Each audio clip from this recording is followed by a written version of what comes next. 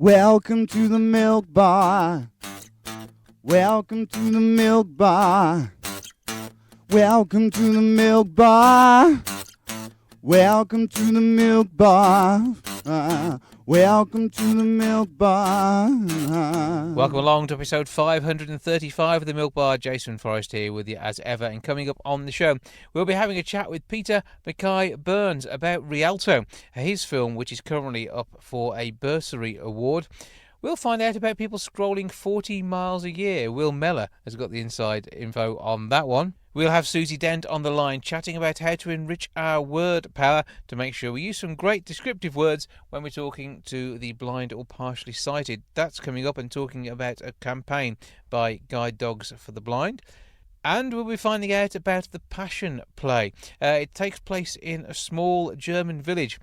About half the population get involved. We'll be talking to their Jesus on an event that's been running since the 1600s. And we'll have some fantastic new music too. But first of all, on the 8th of October at the Stafford Gatehouse, I Believe in Unicorns is going to be on stage. Fingers crossed we do. Somebody I think certainly does is Danya Miller. Good afternoon. Good afternoon. Nice to chat to you. Well, good to talk to you too. And this work is the from the pen of Michael Morpurgo. That's right. Yes, it is. It's probably one of his lesser well-known stories. It's a hidden gem. So a lot of people will know Warhorse, for example, which he wrote, and there are he's written an incredible number of books. He's a real master storyteller. But I Believe in Unicorns is a very, very beautiful story. And as I say, it's lesser well known, but a complete joy. Now, you're a storyteller by trade, so what brings you to telling this story of Michael's? So I've been a storyteller for very many years, and my daughter began a storytelling club when she was about 6, and she just announced to me that that's what she was going to do, and she invited friends. I know, and she set up the sitting room, and she always wanted to have food, so I had to go out and buy all sorts of different food. You were head of Nibbles, right? Yeah.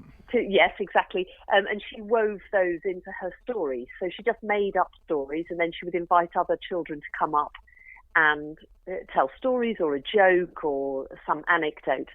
Anyway, one of the mothers at the end of 2 years, in fact, we had huge numbers of children and parents coming in for this storytelling session. At the end of that, one of the mothers gave me a book to say thank you very much, and it was about a librarian who shares stories, and she said, I think this is perfect for, to say thank you. And it was the story of I Believe in Unicorns, and I fell in love with it instantly. Because it was about a little boy who's 8 years old, who doesn't want to go to school, doesn't want to read and write, just wants to be up on the mountains playing. And he's dragged to the library by his mother, and there he discovers that there is as much adventure and excitement and wonder in the pages of the books as there is up on the hillside. It just spoke to me. Now, do you personally believe in unicorns then at the moment? Yes. Good. I can say that absolutely. You have to see the show to understand why I can say that so categorically. Obviously, they're mythical creatures, but the way that Michael has woven this story allows everyone to go out believing in unicorns.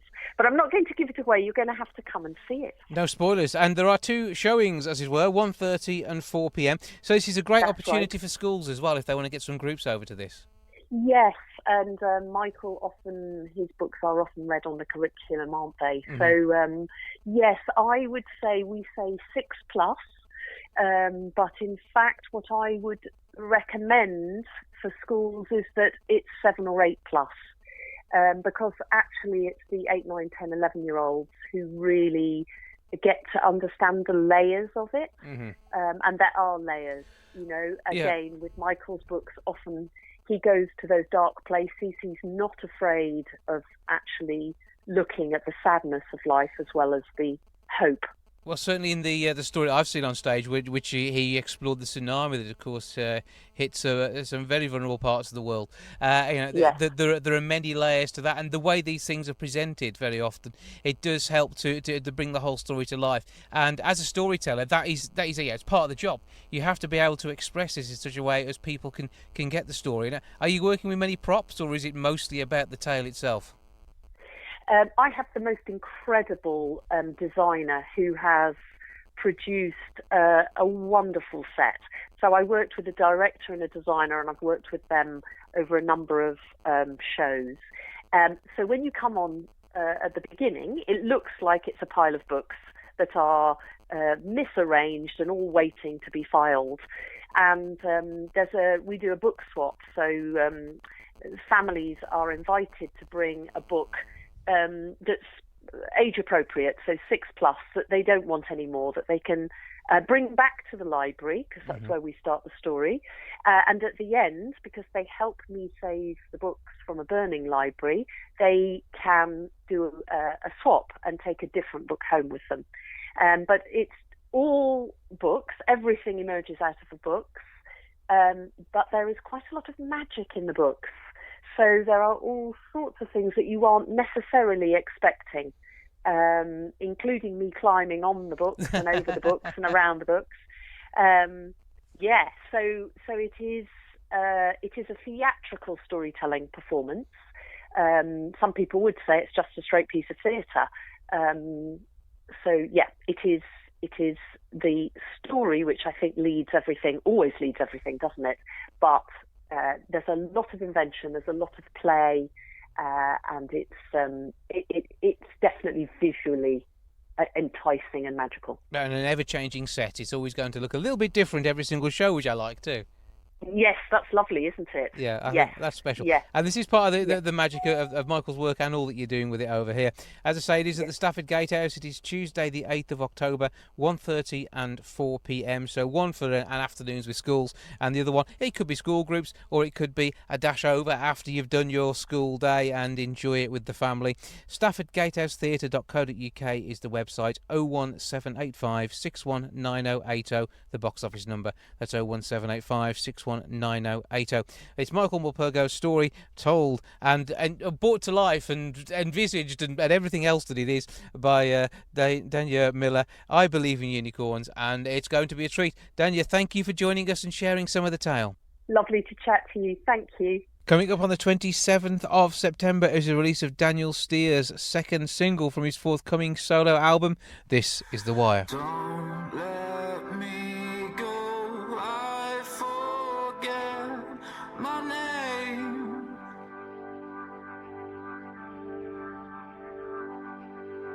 Tell me secrets, scaring through the pain.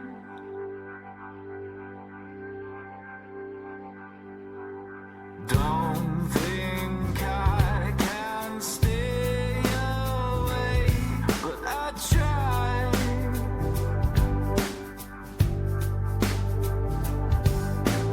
I'm so close to falling.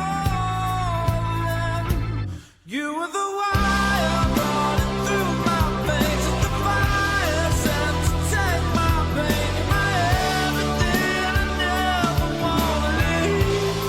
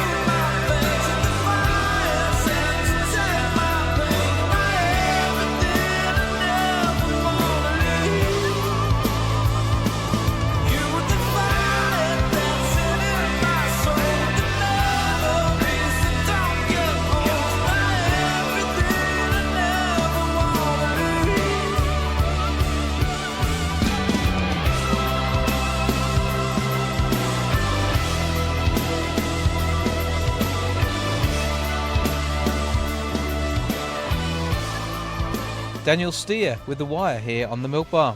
A survey has shown that more than half of Brits believe their vocabulary is limited by modern communication, yet more than a third don't think improving their vocabulary is that important. Somebody who knows a thing or two about words is Countdown star Susie Dent. Good afternoon to you. Good afternoon, Jason. And in the studio with you, a guide dog engagement officer, Dave Kent. Hello to you. Good afternoon. So, first of all, this survey, carried out to see how we communicate. Vocabulary is an important thing, but very often we don't use as many words as we could, do we? No, I think that's true. I think possibly more accurate would be to say that we use different words. We're using different words these days, and the words that we're using tend to be driven by needs of space and time, at the expense of some of the richer, more, possibly not more beautiful, but beautiful words that we do have at our disposal, but we just don't draw on them anymore because there's not that pressing need. And I suppose from my point of view, I think if we're not careful, they might go away altogether. And that would be a great loss because we have these huge dictionaries full of words and they get things added to them, the made-up stuff that people use on the internet these days.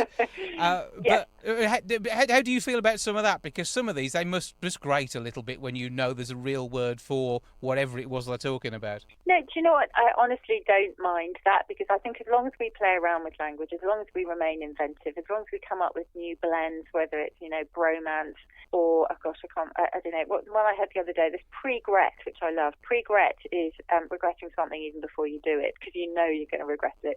I don't mind things like that because it proves that language is alive and well. It proves that, that we still care about language to create and to be inventive with it. And English, more than any other language, I would say, is the most versatile and the most able to kind of be flexible enough for us to play around with it as much as we do.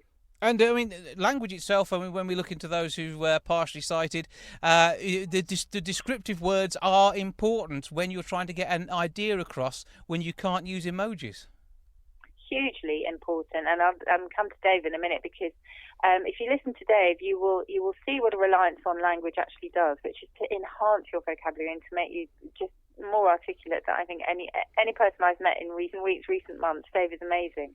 And yes, I think the powers of description are hugely important to people who experience the world around us in a different way, and they're totally reliant on that kind of auditory or verbal experience. And for those sighted companions to be able to convey what they are experiencing in a way that's kind of articulate and evocative and beautiful and fun is actually really important, and that's what increasing your word power can do. So Dave, the language is important when it comes to making sure a guide dog is trained as well, I assume, because they're going to be picking up on spoken word as well as everything else around them. A guide dog has an appreciation of a number of words that is fixed in its mind and that it will react and respond to. You say partially sighted. They have the benefit of some vision, but there are many people like myself who have no vision at all, and that's where language really does come into its own. That's where the power of descriptive language can mean having a reasonable experience or having a really good experience because the person is using language in a way that can bring alive an event or a situation that I'm involved in. And why we're talking about this, a survey that we conducted and released the findings of, which really do throw up some startling kind of results. Like, for example, did you know that a quarter of people don't think it's important to improve their language skills by improving their lexicon, by learning new words? Now, okay, you could say, well, fair enough, but what that will do is restrict them, and were they to be trying to describe something to me, that would be restrictive. So what we're asking people to do is to think about the language they're using, to think about using language inventively, and to sign up to a guide dog scheme called My Guide. This is where we want to match a vision-impaired person, usually a person who finds it extremely difficult to get out and about, to do ordinary things that Susie and I would take for granted, to partner them with a guide, to train that guide, and to be able to take them out and about on their terms, to enjoy normal events, and to have those events described by people using imaginative language. You don't have to be an expert. You don't have to be a wordsmith or a language expert to really make a vision impaired person's life that much more inclusive, using just the joy and the beauty of the English language that we've accumulated over centuries. Yeah, so you've already thrown the word lexicon at me, which of course I know the meaning of, but wouldn't even think to use in conversation. So when it comes down to it, Susie, if you can be overly descriptive for me and maybe describe your favourite meal in more colourful language than we would normally expect to hear. No swear words, please. Oh, my goodness. Now you've completely put me on the spot. Absolutely. First of all, I have to think of what my favourite meal would be. I think it would be spicy, piquant, salivacious, vegetable. I need to find a synonym for vegetable. Okay. This is really hard. Verdantly green, luscious vegetable curry. And actually, do you know what? That probably sounds ridiculous to most people. But if I was trying to describe what I had on my plate today, hopefully I would do better than that. What do you think, Dave? How about steaming rice, sizzling steak? Yes, I'm a veg. Yeah. I'm with the sizzling. Yeah, bubbling beef. Bubbling, you see? Dave is a real fan of alliterations. That's another good thing. And we've both been talking today about how wordplay is great for, the tips that we're giving for increasing your word power. Wordplay is one of them. Just play around with words. Enjoy them. Enjoy the feel of them. Enjoy the sound of them. Learn a new word every day. That can be really fun. Listen to podcasts. Listen to audiobooks. There's so many ways of enriching your word power. And that goes for all of us, not just for enabling us to communicate with people with sight loss, but also to improve ourselves and to kind of, be able to imagine things in our heads in more evocative ways. Definitely, and play around with words with yourself. Play around with words with your children. Imagine words, invent words, family words. I'm sure we all do it. I'm sure a number of your listeners do it. But it's just that fun with the sound and the shape of words that can mean so much to somebody like myself, who's, as I say, my lifeblood, my understanding of the world around me is obtained through language, imaginative language. Yeah, use those words, enjoy them, and let's have a brand new word that you think that I probably haven't used before from each of you, and I will try and go and take that out into my world today. Okay, yes, we have got our words of the day, haven't we, Dave? Okay, mine is Mumpsimus. Mumpsimus, 200, 300 years old, is somebody who insists that they are right despite clear evidence that they are not. I know a few of those. Mine is Lallygag, to be slovenly, slothful, and to just kind of let your whole attitude drag along behind you in no rush for anything. I'll give you an added one for extra there. If you are lollygagging, you're also a bit lamacious, which means slug-like. Well, we definitely don't want to be slug-like and getting these extra 4,500 new volunteers for My Guide by 2023. Where can we go to find out more on all of this? So for more information on the My Guide service and all our guide dog services, please give us a visit at I'll give the teeth back to the dog. You can look us up on guidedogs.org.uk, that's guidedogs.org.uk, and sign up for the My Guide service. I think you'll be pleasantly amazed with yourselves. Okay, sounds good to me. Dave Kent, Guide Dogs Engagement Officer, thank you for joining us. And Susie Dent, I need a better word than just thank you. What should I use? No, I need to brush up on my curry descriptions, clearly. Okay.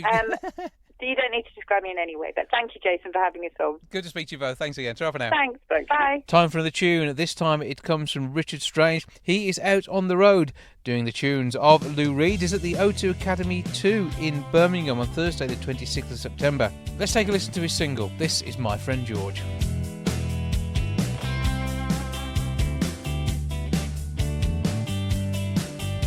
I read in the paper that a man killed with a sword. That made me think of my friend George. People said the man was 5'6". That sounds like Georgie with his killing stick. 'Cause then, hey bro, what's the word? You're talking about my friend George. Hey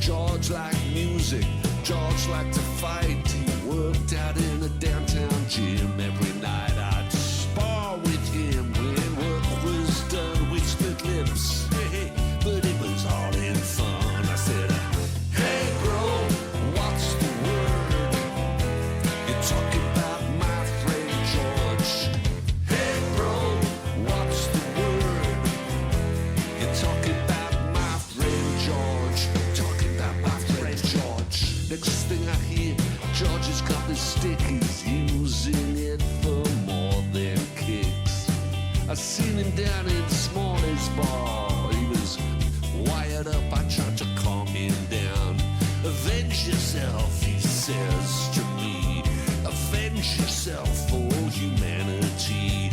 Avenge yourself for the weak and the poor. Stick it to these guys right in the head. Well, the fight is my music, the stick is my sword, and you know that I love you, so please don't say a word. Can't you hear the music playing? The anthem, it's my call, and the last I saw George was him running through the door. I said, hey bro, what's the word? You talking about my friend George? Hey bro, what's the word? You talking about my friend George? You talking about my friend George? Hey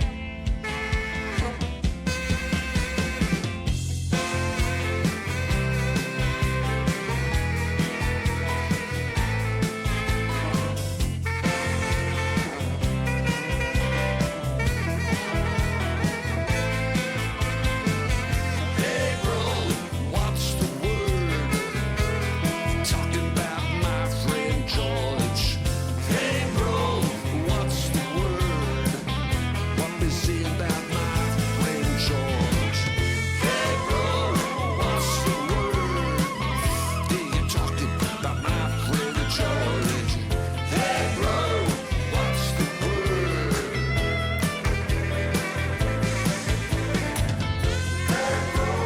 What's the word? You talking about my friend George? Hey bro, what's the word? My friend George. Hey bro, what's the word? Yeah, you talking about My Friend George from Richard Strange. From bumping into strangers to browsing on the loo, Brits admit they can't stop scrolling on their phone. I think I'm as bad as anybody for that. Somebody who I'm sure doesn't get distracted is Will Mellor, actor and celebrity dad. And we've also on the line, head of growth at OnePlus, Kate Parkin. Good afternoon to you both. Good afternoon. Right, so, I mean, our phones are an obsession. So tell us a bit about this survey. Well, it's a survey. It just shows you how much we actually are on our phone scrolling. Like you said, it's 40 miles a year. I mean, scrolling, and that's like 180 meters a day of scrolling. It's a lot, and it just shows you, how much we are actually just on our phones and scrolling through. There's actually a quiz, OnePlus quiz on social media, on Facebook and Twitter. You can go on and find out how much you actually are scrolling. Do the quiz, but you've got to be honest. Okay, that is the tricky bit, because often we don't like to admit when things like screen time come along on our phones. You think, no, really, I haven't done that, have I? It must be wrong. No, but it's true. You have been on it, and you've got to be honest with yourself. You just got to work out. I've been saying this before. It's everything in moderation. It's fine. It's the way the world is, the way it is. You know what I mean? We're not going to stop it. It's just being aware of what you're doing and where you're doing it. I mean, there's the percentage of people that are actually walking into things while scrolling on their phones, or missing their bus stop, or missing their train stop, is unbelievable. And a lot of this happens in the loo as well, doesn't it? So people are sat there scrolling whilst on the toilet, and that just sounds a little bit wrong. It does, if you put it that way. It does. It sounds a bit wrong, yeah. You end up with numb legs. You've been there for that long. That is bad. Do you have trouble with the kids as well? Do they like to sit in there scrolling? Are they doing their 40 miles a year? I think my kids are well up on their scrolling. They've passed their 40 miles a year. They've gone. I mean, it's one of them things. As I said, it's like, we go for dinner, we don't have the phones there. They don't have the phones in the bedrooms. I think the one thing is, as a parent, you just got to be a parent. You can't just let them do what they want, because kids will be on it all day and every day. If you can, they would never go outside. If you could eat from the phone, they'd probably do that as well. So you just got to be aware. I mean, we're not going to stop it. I don't want to stop it. I think phones can be and are fantastic for lots of things. It's just it's amazing to find out how much we actually are scrolling. And 51% on Facebook. I mean, that's a busy one. What else are we seeing on the app front, Kate? Well, we've got all the news sites as well. There's obviously a lot going on at the moment. And Instagram, I'm currently doing at my house, so I'm very much into the home decoration inspiration at the moment. And so this is what your Instagram feed is full of, different paint colours and the like. But, I mean, for everybody, it is a bit different. I suppose when it comes down to it, I mean, productivity is one thing that we would be looking at trying to do with work. But whenever you're trying to use a phone for work, it is distracting to do the fun stuff as well. Yeah, for sure. I think it's quite interesting. You see that 4:12 p.m. is when people are scrolling on their phone. I think it's the new tea time. Taking a break, looking at content. and using the phone battery up. And that's one thing that is often a focus for people, is how long their phone battery is going to last. And I'm guessing you guys at OnePlus are focused on that to make sure people can get their scrolling in. For sure. We actually have a very quick charge, warp charge solution. So you've got a whole day's power in half an hour. So your scrolling needs are all catered for. Got a very high quality screen as well. And do you know that there's another fact here which is unbelievable, that it's only 7% of people who actually think about the kind of the screen quality on their phones. And OnePlus, I've got a very high resolution screen quality, and it's a quick refresh as well. So if you like me watching your sport, like I watch a lot of my football on the move or whatever I'm watching sport-wise, but there's a very quick refresh rate. So the OnePlus phone is, it's really high tech. And it's about making sure that experience is a good one, because, I mean, 40 miles a year, that actually is quite a workout for your fingers, isn't it? Is there not some sort of award we should get if we can hit a world record in this? That's a good idea. Let's do it. Okay. I've got a little story to tell you, because when we're on set filming, you've got to have your phones off or on silent or out of the way. You can't have it. I mean, imagine on Downton Abbey, there's a phone in the back of the and you kill the scene. But I can't mention the name, but I was doing a scene, and when you're doing a scene, there's two-hander, they call it, two people. They do the shot one way, they do the shot the other way with single camera. And obviously the shot was on this female artist I was working with. And then they have to turn the camera around on me. So we're doing the same scene, but the shot's on me. So she's behind the camera, and I'm doing my acting, and I'm talking to her, and she's looking down, scrolling her phone whilst I'm acting. And she's not even looking at me. And I actually stopped the camera and said, "What are you doing?" I thought that's how intense my acting is. She couldn't even bother to look at me. She's scrolling through her phone. See, you're such a natural. She didn't need to pay any attention to you. That's what it is. De Niro would not put up with it. It's terrible. Where can we go to find out more about all of this? Yeah, so head to OnePlus Facebook and Twitter and do the quiz. Find out what type of scroller you are. Okay, so check it out. I'm looking out to make sure I'm not embarrassing myself with my scrolling. It's quality, not quantity. Exactly. That's what counts. Will Mellor and Kate Parkin, thank you both for joining us. Thank you. Thank you. Let's take some more music. This is I Sleep More Sound. It's a brand new single from Laura Victoria. I was scared to lose you, used to having you by my side. I was scared to let you go, how would I survive? Then one day I had enough, then one day I fell out of love. And now I sleep more sound when you are not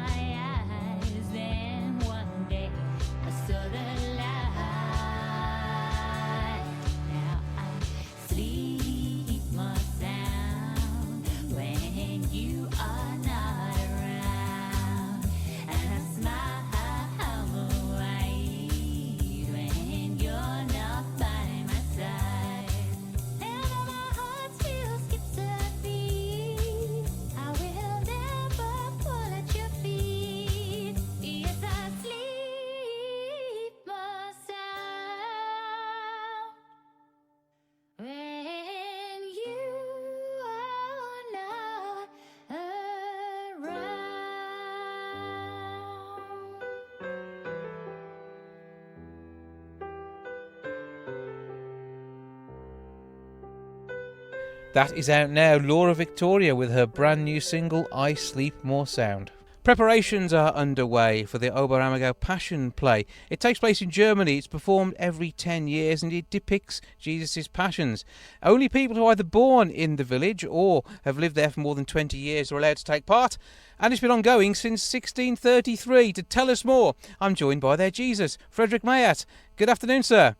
Hello, thank you. Well, good to have you with us. And tell us about your history in Oberammergau. Is that your native town?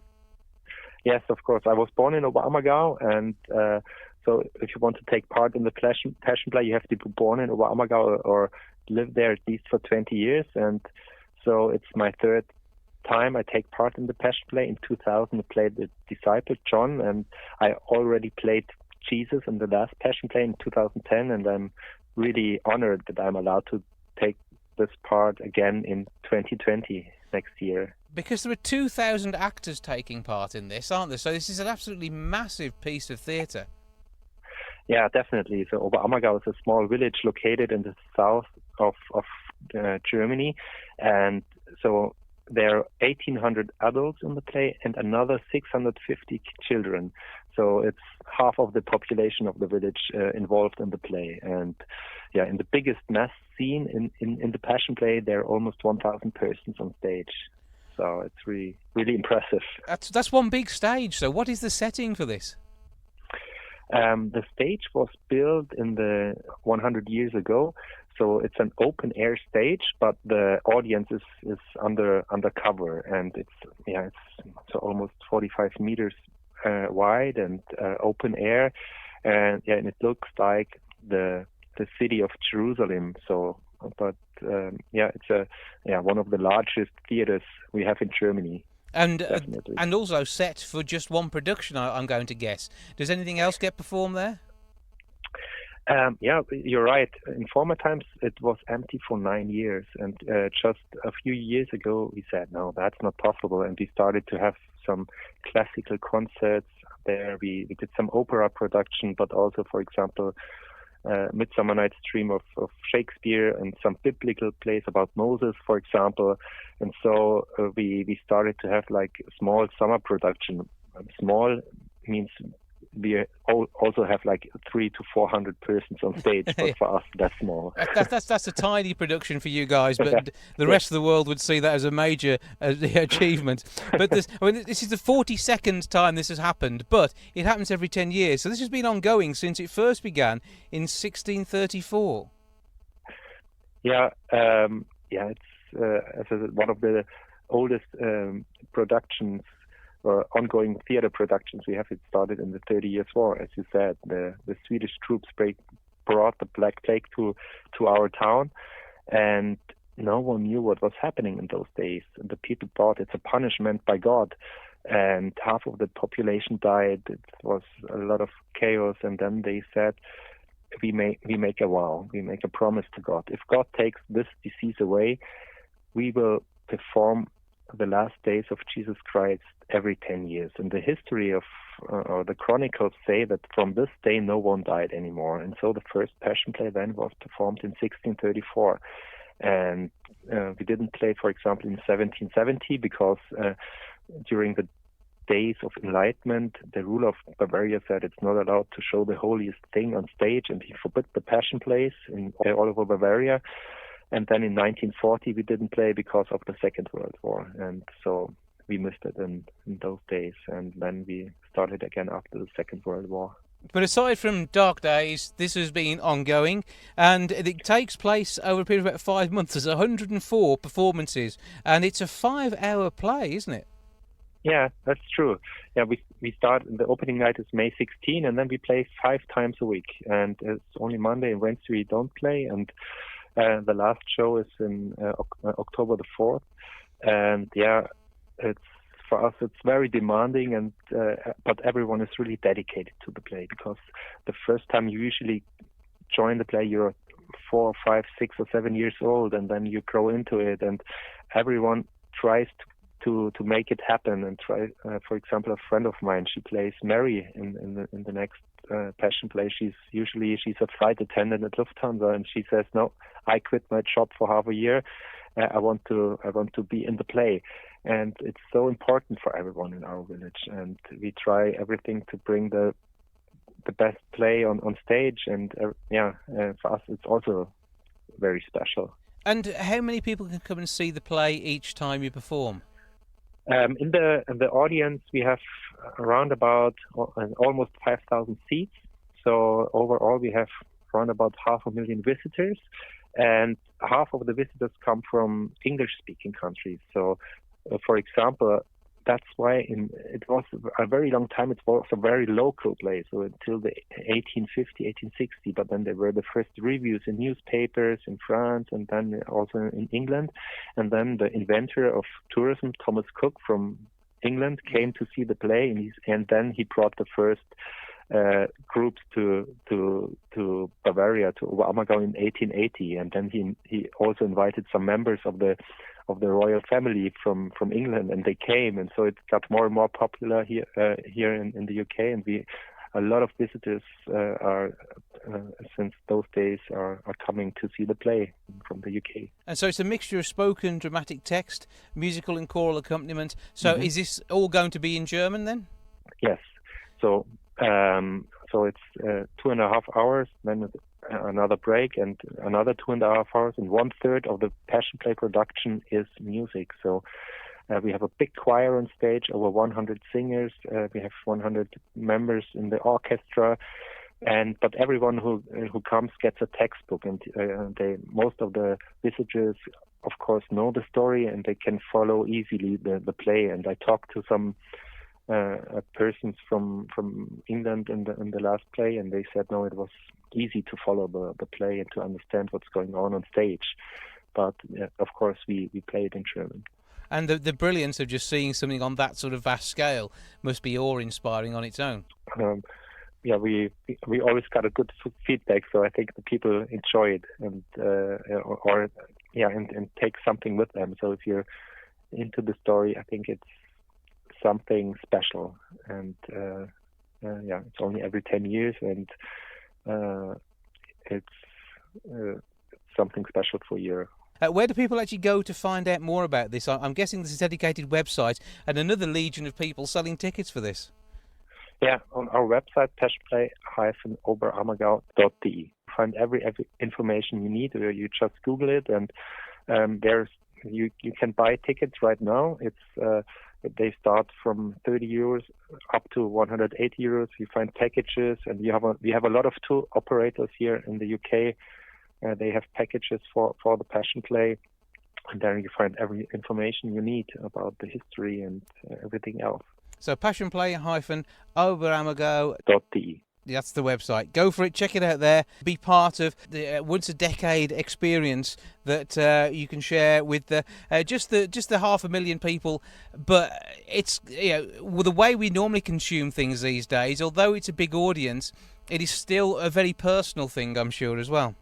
Yes, definitely. We have, if you come to Oberammergau, so we don't have a lot of industry in the village, and we have a lot of guest houses and hotels. And if you go there, you see sometimes if you go to a guest house, you stay with a family, and the members, they are part of the Passion Play, and then you have breakfast with them. Or if you go to a hotel, the boss of the hotel is a member of the Passion Play. So if you come to Oberammergau, it's still very personal, and you meet persons, and you can talk, and I think it's a unique experience to see. It sounds absolutely phenomenal, a massive piece of art, and something which is continued for centuries. Well worth getting yourself along to if you can. Oberammergau's Passion Play is coming up next year. Frederick Mayert there. Jesus, thank you for joining us. Thank you for having me on your show. One last tune for you now. This is Lay Down Your Gun. It's another one that's out on the 27th September, and it's from Nuala. Until the morning comes upon my grassy bed, lay down my haunted head. I open up my heart to anyone who comes. How can I be so bad? with all the love I have. Jesus, Jesus, do you know where I've been sleeping? Of course you do. A man like you knows all the secrets I've been keeping. Jesus, Jesus, do you know what they've been saying? Of course you do. A man like you hears everything, not just their praying.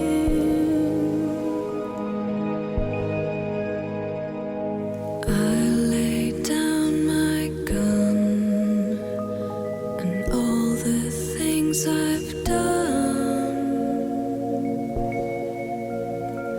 When I hear the wind coming to carry me on, I lay down my gun and all the things I've done. When I hear the wind coming to carry me away.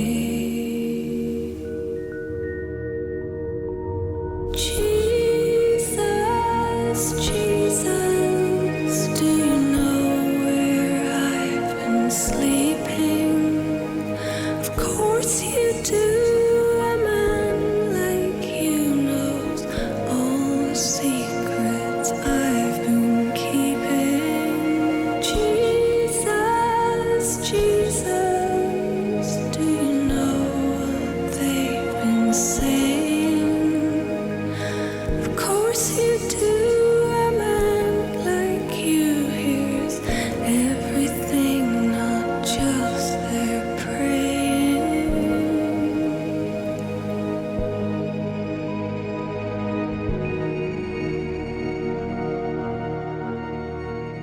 That's Nuala and Lay Down Your Gun.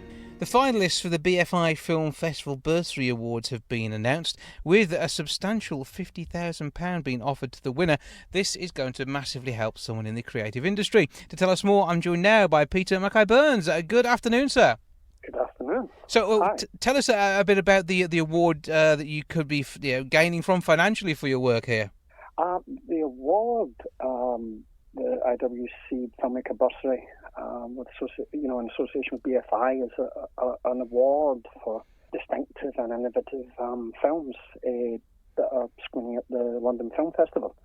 So it's a massive, to be shortlisted is a massive achievement. It's a great honour to be considered for the award, and also for the film to be viewed by the judges, such as Danny Boyle. It's wonderful. Wonderful. Yeah, it's one thing them going down the cinema to catch up on some good independent movies. It's another thing to have them put in front of them for them to experience what you've been working on. So, I mean, it must have been something you're really pleased about, just getting this far. Oh, absolutely over the moon about. I was so surprised when they called me. I was in the park with my son, and I thought it was someone trying to sell me PPI. They told me I'd been shortlisted for an award. I was like, sorry, not interested. I went, oh, wait a minute, I applied for something.